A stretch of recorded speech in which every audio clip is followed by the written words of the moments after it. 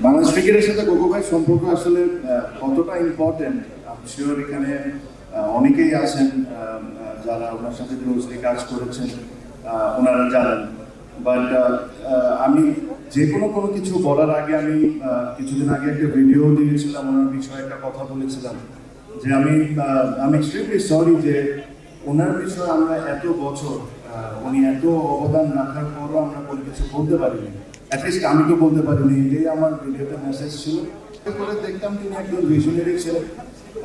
ছোট থেকে ছোট জিনিস বাংলাদেশের প্লেয়ারদের জন্য কি দরকার না, এই জিনিসগুলো আমি প্রত্যেকটা জিনিস খেয়াল করতাম। আমার এখনো মনে আছে, আমি টকিং অ্যাবাউট 2002-2003, এখন আমরা এই গ্যাটেড খাই স্পোর্টস ড্রিঙ্ক, উনি ওই সময় ওই জিনিস নিয়ে চিন্তা করতেন, ওই জিনিসটা কিভাবে বাংলাদেশে আনবেন, প্লেয়াররা আমরা কিভাবে খাবো না খাবো, এইসব নিয়ে ওনার সবসময় চিন্তাধারা ছিল। আর ওনার ক্রিকেটের অবদান ইজ ইমেন্স। আপনি মিরপুর স্টেডিয়াম থেকে নিয়ে শুরু করে you name it, you have done a lot of things, but it is very unfortunate যে এত বছর উনি যে জিনিসটা ডিজার্ভ করতেন, যে অ্যাপ্রিসিয়েশন ডিজার্ভ করতেন, এই অ্যাপ্রিসিয়েশন আমরা কেউ দিতে পারিনি। That is very unfortunate.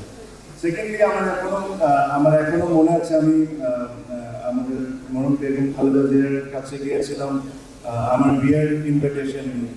তো অনেক কথার মধ্যে একটা কথা এসেছিল, কোকো ভাইকে নিয়ে কথা হচ্ছিল, তো তখন উনি আমাকে খুবই ইমোশনাল হয়ে একটা কথা বললেন যে দেখো তো আমি ওর বিষয়ে এসব কথা কেউ বলে না। আমি ওনাকে ওই দিন অ্যাকচুয়ালি বলেছিলাম যে না, আমি বলবো, but unfortunately I also fed. আমারও এত বছরে ওনাকে নিয়ে পাবলিকলি যেভাবে করে অ্যাপ্রিসিয়েট করা উচিত ছিল, ওটা আমি করতে পারিনি। ওটার জন্য আমি ক্ষমা প্রার্থী ওনার ফ্যামিলির কাছে।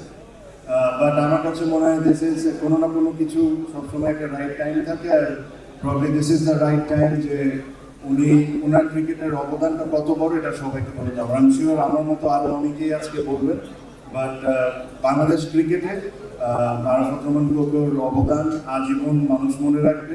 যতদিন বাংলাদেশ ক্রিকেট থাকবে, আরাফাত রহমান কোকোর কথা সবাই মনে রাখবে।